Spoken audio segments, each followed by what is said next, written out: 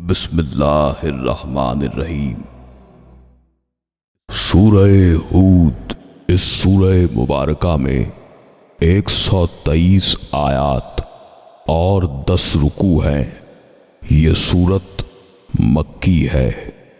شان نزول سورہ ہود، اس سورہ مبارکہ میں حضرت ہود علیہ السلام کا تذکرہ ہے۔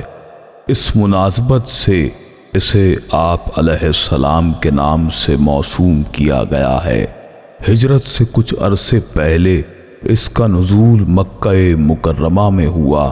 قرائن اس بات پر شاہد ہیں کہ سورہ یونس کے بعد یہ سورت نازل ہوئی۔ اسلامی دعوت کا یہ وہ نازک دور ہے جب سنگین مزاحمتوں کے باوجود اسلام کا نور کفر و شرک کے پختہ مورچوں کو سر کرتا ہوا آگے بڑھ رہا ہے، جس کے باعث کفار و مشرکین آتش زیر پا ہو گئے، اپنے ترکش جور و جفا کا ہر تیر آزمانے پر اتر آئے ہیں۔ اسلام اور حضور رحمت عالم صلی اللہ علیہ وآلہ وسلم کے خلاف ان کی ہرزہ رسائی اور بہتان ترازی کمینگی کی حد تک پہنچ چکی ہے۔ نادار بے بس مسلمانوں پر انہوں نے ظلم کی انتہا کر دی ہے۔ ان حالات میں اس سورہ مبارکہ کا نزول ہوتا ہے۔ مضامین سورہ ہود۔ سورہ مبارکہ کے شروع میں حزب سابق بڑے مؤثر پیرائے میں کفار کے سامنے اسلام کے بنیادی عقائد توحید، وحی، رسالت اور قیامت پیش کیے گئے ہیں۔ انہیں بتایا گیا ہے کہ وہ ذات جس کا علم اتنا وسیع اور محیط ہے کہ کائنات کی ہر چیز کو وہ جانتا ہے، اس کے آغاز کی بھی اسے خبر ہے اور اس کے انجام پر بھی وہ آگاہ ہے۔ اس کے جود و سخا کا یہ عالم ہے کہ وہ ہر چھوٹے بڑے جاندار کو اس کی مخصوص خوراک مطلوب مقدار میں مناسب اوقات میں فراہم کر رہا ہے، اور جس کی قدرت و حکمت کی کیفیت یہ ہے کہ بلندیوں اور پستیوں کو اور ان میں جو کچھ ہے اس نے پیدا فرمایا۔ غور و فکر کرو، جس کا علم اتنا محیط، اس کا دسترخوان کرم اتنا وسیع، جس کی قدرت اتنی بے پایاں اور جس کی حکمت اتنی حیران کن ہو، تو اس کی الوہیت میں شک کی کوئی گنجائش ہے؟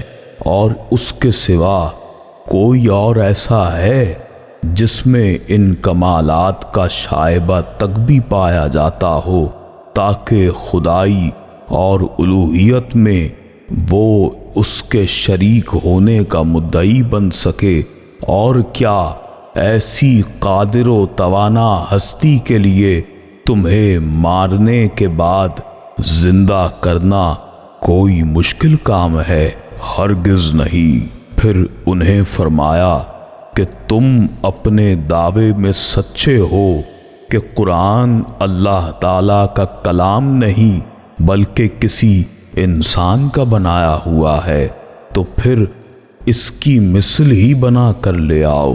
اگر ملک سخنوری کے تاجدار ہونے کے باوجود بھی پیش کرنے سے قاصر ہو، تو پھر مان لو کہ یہ اللہ کا سچا کلام ہے اور اس کا لانے والا اللہ کا سچا رسول صلی اللہ علیہ وآلہ وسلم ہے۔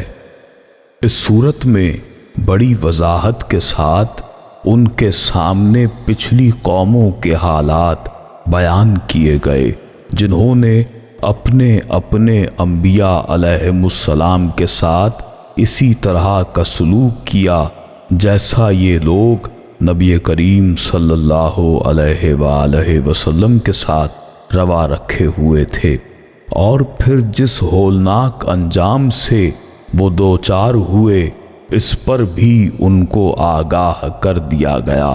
کفار مکہ کو بتا دیا گیا کہ جو اللہ تعالیٰ کے نبی کی دعوت کو حقارت سے ٹھکراتے ہیں، ان کی مخلصانہ مساعی اور کوششوں کا جو بدبخت مذاق اڑاتے ہیں اور اذیت پہنچاتے ہیں، ان کے پیروکاروں کی مفلسی اور غربت کے باعث ان سے بات کرنا اور میل جول اپنے لیے کسر شان سمجھتے ہیں اور انہیں حقیر جانتے ہیں۔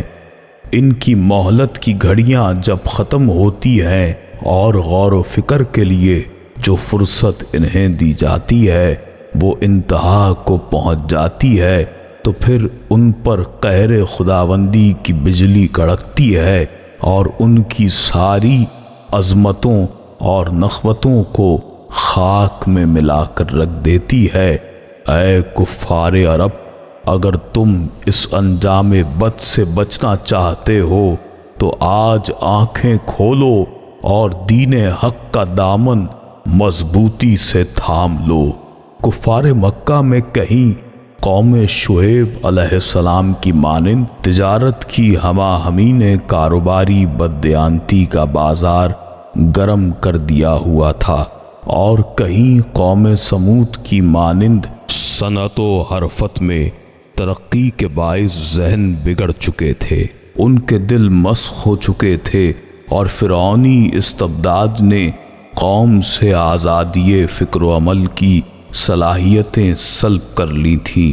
ہادی برحق مرشد اعظم کامل و اکمل صلی اللہ علیہ وسلم، جو تمام اقوام کے لیے اور قیامت تک کے لیے تشریف فرما ہوئے، اس لیے انہیں ہر معاشرے اور ہر قوم کی اصلاح کرنی تھی۔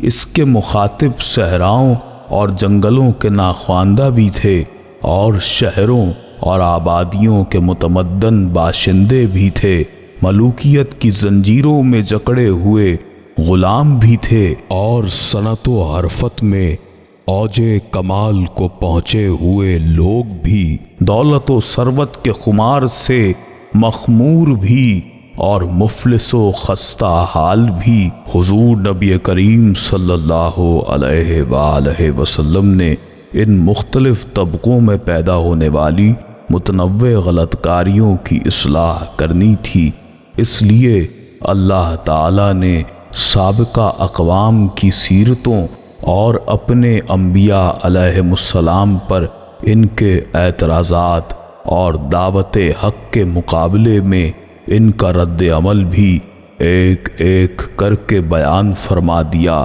تاکہ حضور نبی کریم صلی اللہ علیہ وآلہ وسلم کو ان تمام احوال سے آگاہ کر دیا جائے جن سے حضور صلی اللہ علیہ وآلہ وسلم نے دوچار ہونا تھا، تاکہ کوئی بات خلاف توقع نہ ہو اور کوئی رد عمل باعث حیرت و استعجاب نہ بنے۔ ان تمام باتوں کے بعد اللہ تعالیٰ اپنے محبوب مکرم صلی اللہ علیہ وآلہ وسلم کو حکم دیتے ہیں، آپ صلی اللہ علیہ وآلہ وسلم اور آپ صلی اللہ علیہ وآلہ وسلم کے ساتھی حکم الہی کو بجا لانے کے لیے حالات کی سنگینی اور ماحول کی ناسازگاری کی پرواہ نہ کرتے ہوئے مستعد اور ثابت قدم رہیں۔ اور پھر یہ بھی فرمایا کہ انبیاء کرام علیہم السلام کے واقعات بیان کرنے کا ایک مقصد یہ بھی ہے کہ آپ صلی اللہ علیہ وآلہ وسلم کے دل کو ثبات و قرار نصیب ہو۔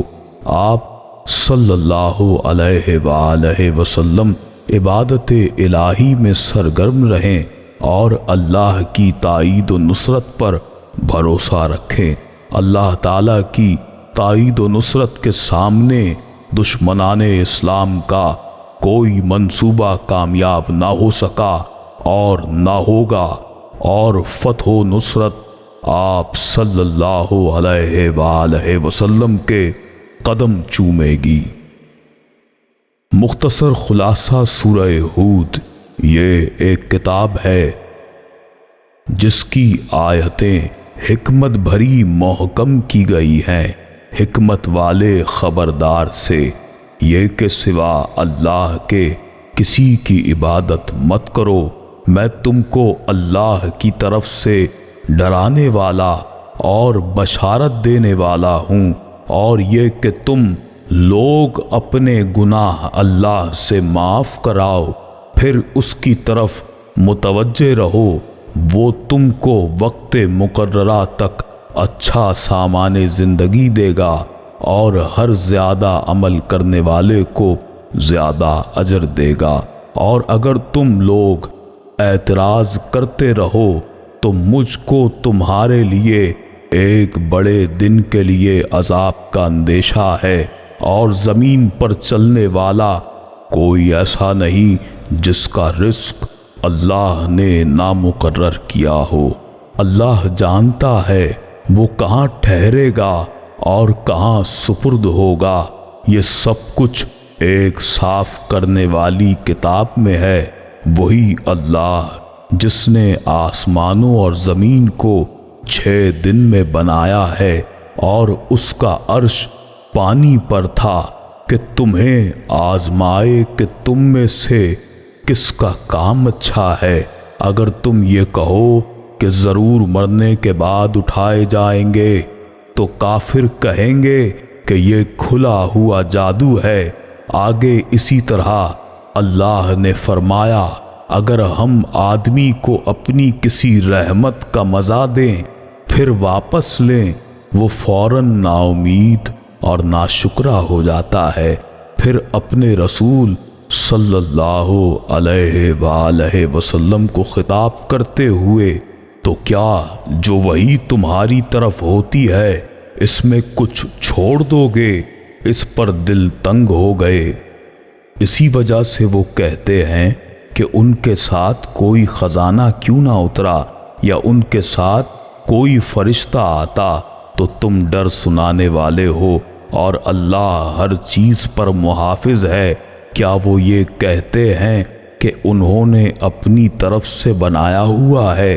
تم فرما دو کہ تم بھی ایسی بنائی ہوئی 10 صورتیں لے آؤ، اللہ کے سوا جس کو بھی ملا لو، سب کو بلا لو، اگر تم سچے ہو۔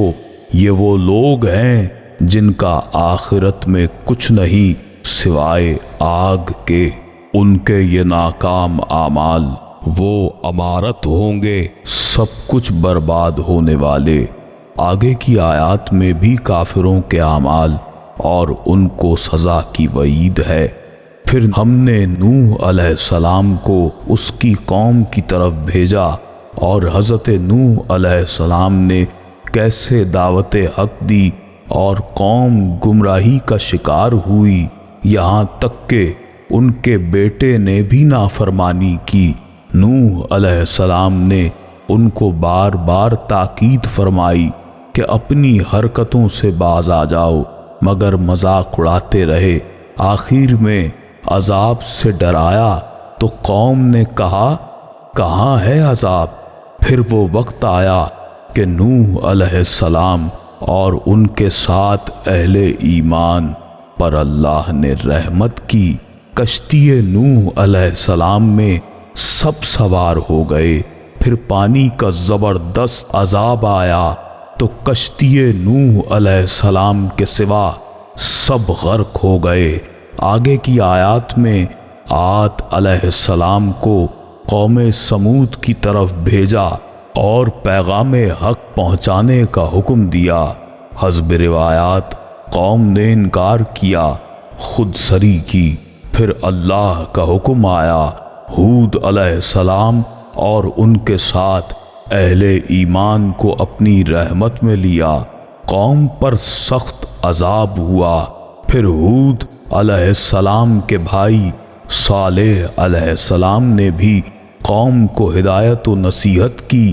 قوم نے یہی کہا کیا ہم اپنے آباء و اجداد کا دین چھوڑ دیں اور توحید سے انکار کرتے رہے؟ انہوں نے اللہ کی نشانی اونٹنی کی کونچیں کاٹ دیں، آخر ان پر بھی شدید عذاب آیا، زمین میں ان کی پوری قوم دھس گئی، گھٹنوں گھٹنوں تک۔ آگے ابراہیم علیہ السلام اور ان کی قوم کے درمیان بحث و تکرار۔ دعوت حق کے لیے حضرت ابراہیم علیہ السلام پر اللہ کی رحمتیں، پھر حضرت بی بی سارہ علیہ السلام کو بیٹے حضرت اسحاق علیہ السلام کی بشارت، اور لوط علیہ السلام کی قوم کیسے برباد ہوئی، پھر شعیب علیہ السلام کا ذکر، ان کی قوم ناپ تول اور حساب کتاب میں کیسی کمی کرتی تھی کہ جس کی بنا پر ان پر بھی شدید عذاب آیا، جبکہ تمام قوموں کے بارے میں حضرت شعیب علیہ السلام نے رہنمائی کی اپنی قوم کی۔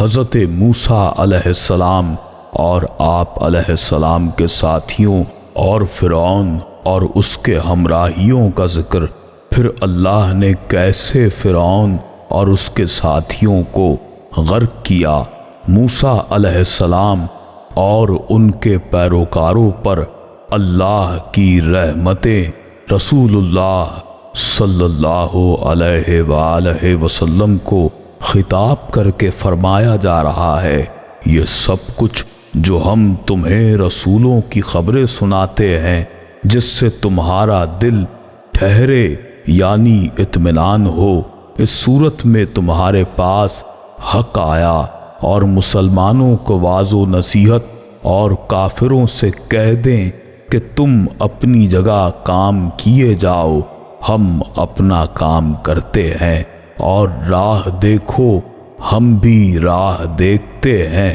اور اللہ ہی کے لیے ہیں آسمانوں اور زمین کے غیب، اور اسی کی طرف کاموں کا رجوع ہے، تو اللہ کی بندگی کرو اور اس پر ہی بھروسہ رکھو، تمہارا رب تمہارے کاموں سے غافل نہیں۔